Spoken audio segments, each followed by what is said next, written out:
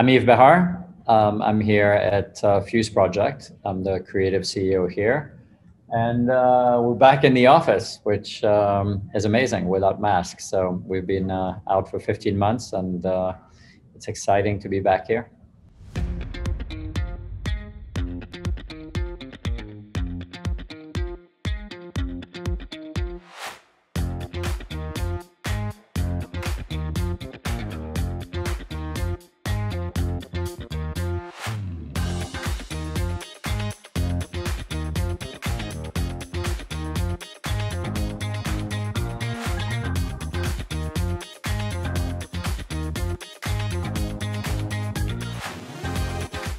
I think my love for nature, was really strong. I had my parents had an apartment on the ground floor, and I had access to a beautiful garden.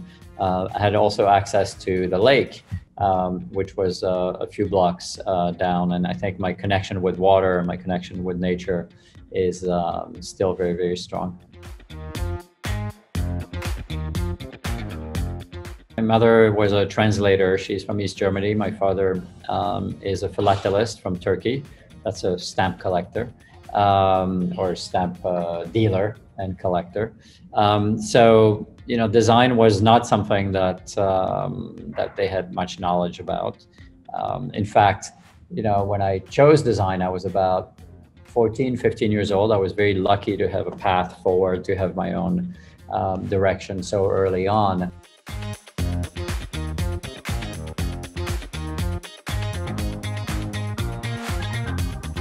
When I was 11, 12, 13, 14 years old, I was really passionate about fiction writing.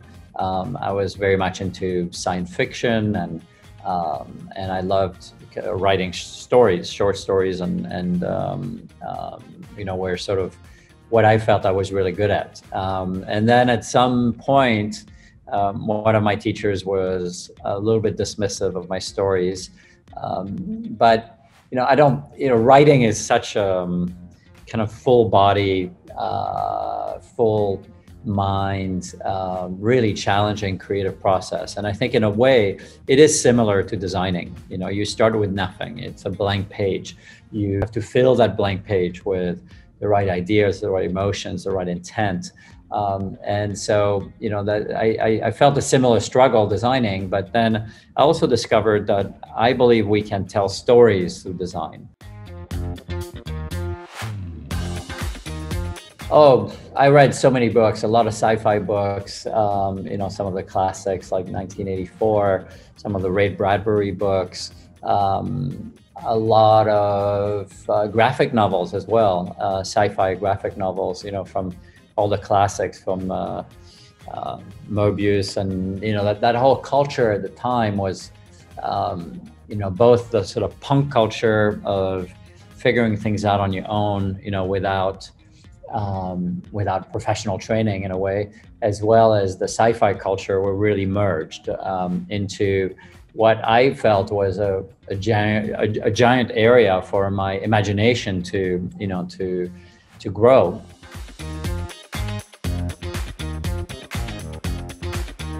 A lot of the heroes in the books and novels I was reading were ones that were discovering new worlds and finding new places and new adventures to live through. But I can't think of a singular one. Well, I was a strange student because on some subjects I was the worst in my class. And on other subjects, I was the best in my class. So creative writing was a strength, art was a strength, history and geography were a strength of mine. And then the things I was truly terrible at were like mathematics, as well as spelling, which was so funny because, I would get like a 10 in writing, and then I would get a 4 in spelling or, grammar. It seems like the same thing, but it fundamentally isn't.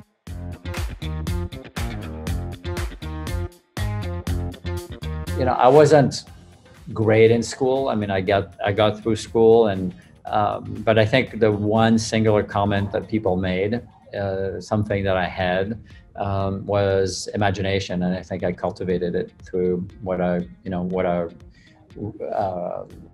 what I wrote, or through what I read, but also as I started creating new things on my own.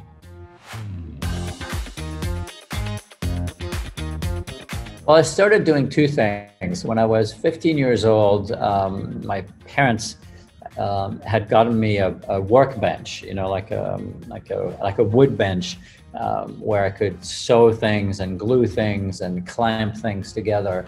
And that was in their basement. And I was making two things principally. I built some furniture for my bedroom out of found materials and construction sites and whatnot. And then I also invented, or was very keen to invent, a new way to experience some of my favorite things. Skiing and windsurfing were my favorite things when I was 15, 16. And so I built this contraption to windsurf on frozen lakes in Switzerland.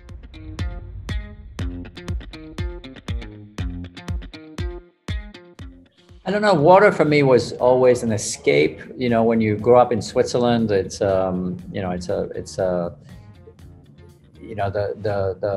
can be very gray and dark, and we have long winters there, and the water always represented a way to sort of get away. And we traveled a lot with my parents, visited all of Europe by car, but I could go by myself to the lake, and I could be in the water and swim and windsurf there. So and then it's always, and to this date, it represents for me an escape, a moment of zen, a moment of reflection. I think when you're on the water, it's a very different view. Usually you look at the ocean from the beach, and when you're in the water, you look at the land from the water. And I think that change in perspective, as well as being in an element that is foreign but also very intuitive, is something that is very rejuvenating for me. Very, I feel sort of remade after an hour or two in the water.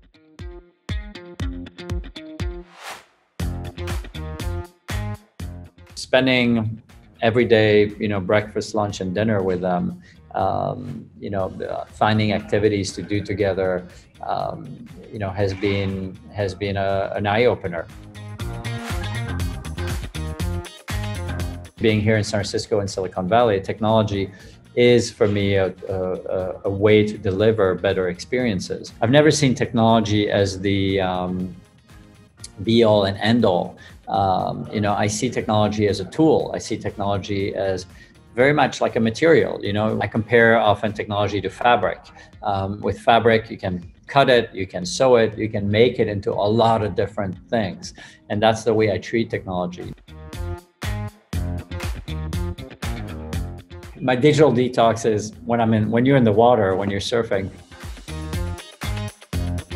The August Smart Lock is a company I co-founded about 8 years ago, and it allows you to have essentially a small lock, connected lock on the inside of your door. But if you have to use your phone every time you use it, it kind of defeats the purpose of being hands-free, of not requiring a key. And so, one of the key features, and my favorite feature of the August Smart Lock, is the fact that as I approach my door, the door unlocks. I don't have to pull my phone out of my pocket. I don't have to open an app. And I think that, more and more, I would like technology to really function in the background and not demand your attention, but rather predict your needs and deliver on those.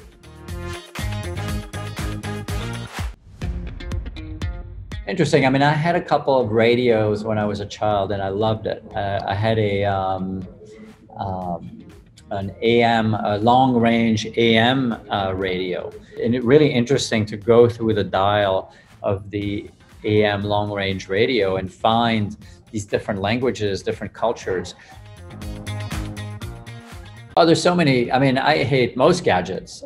Gadgets by their names, tend to be short-lived entertainment, that then ends up in the heap of trash. My latest obsession is how design is going to contribute to health and healthcare. What I find interesting, the few times I've used drones and the few times I've done drone photography or filmography, is really the different perspectives, seeing things from straight above, whether it's a family gathering, whether it's an event, whether it's a piece of landscape or a piece of architecture, really gives you this, I would say, designer view, you know, God's view of things from top down. And you can see things in their true context, which, you know, our human vision doesn't give us that. We have a limited angle of view of things. The first office of fuseproject was opened in 98, 99. And we had an office in a small park south of Market called South Park, and it was regarded as the epicenter, as ground zero of the .com boom and bust. And during the boom, you know, things were crazy. We had buses drive around this tiny little park, this one way. I mean, the park is maybe, you know, 200, 300 yards by 100 yards. And we had buses filled with tourists driving around the park, taking pictures of, I don't know, just us having lunch in the park as people from that .com boom. And then within weeks, all of that had disappeared.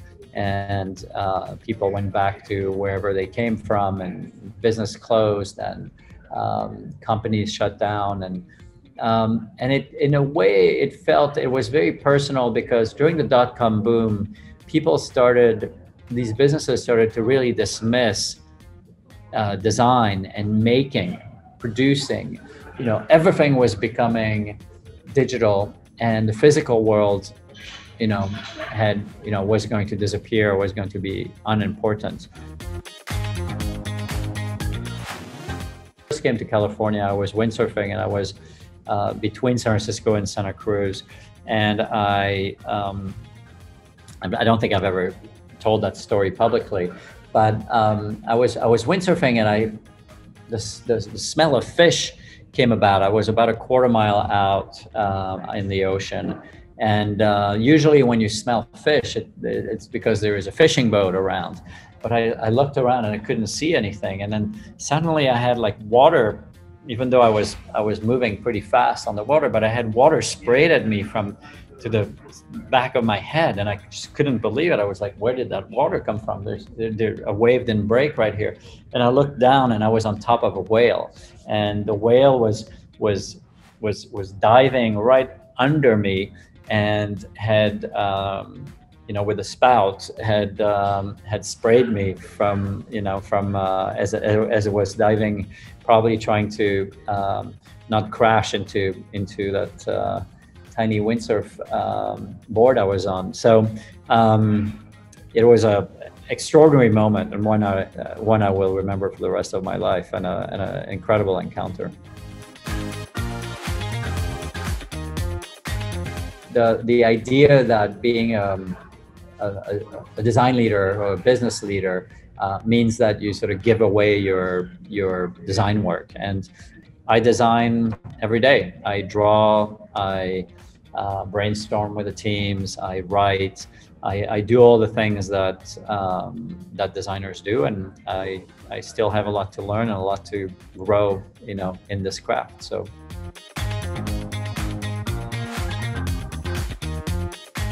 Well, I eat about 6 or 7 bananas a day.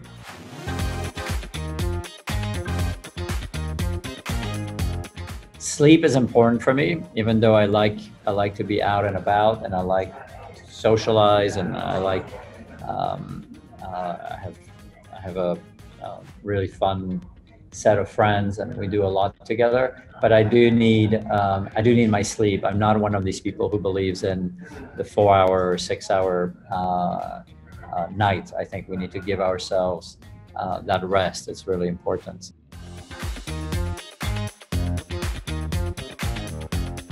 I eat meat only about once every 10 days. I made but I don't think it wasn't done for health reasons. I didn't make that change for health reasons. I made that change for environmental reasons and ethical reasons. I think my secret health tip is to not be obsessed with your health.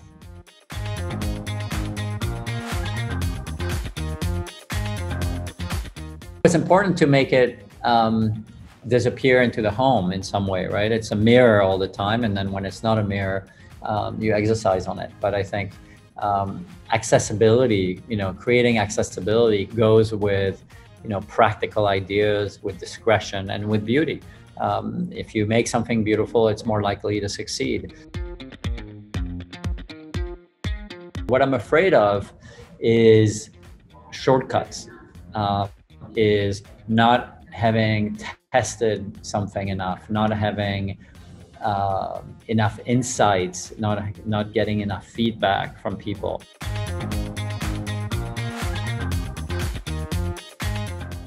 I would love to have a meal with Jacques-Yves Cousteau.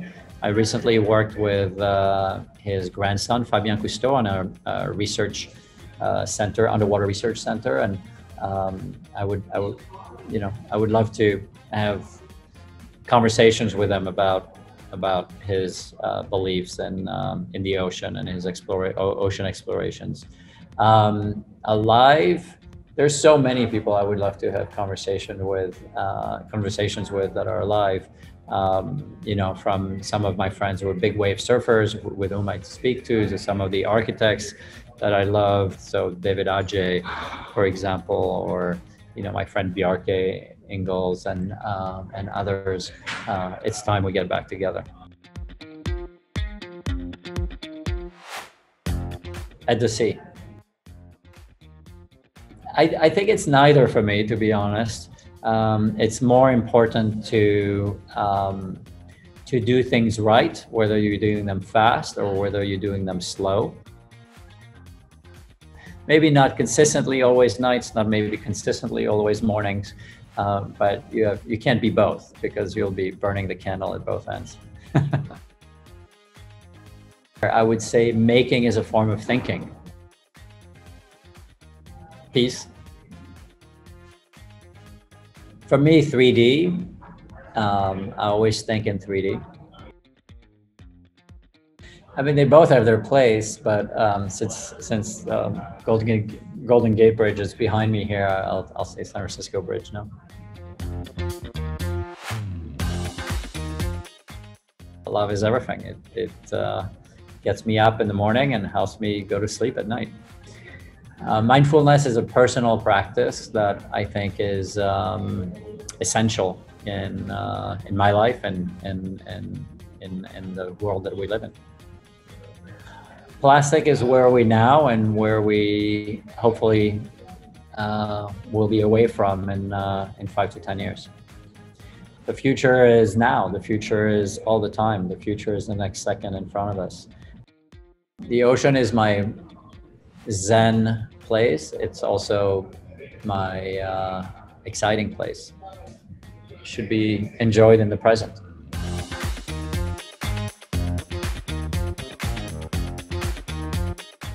I think I would like to start the present in nature and with people. I think those are the two things that make the present more profound.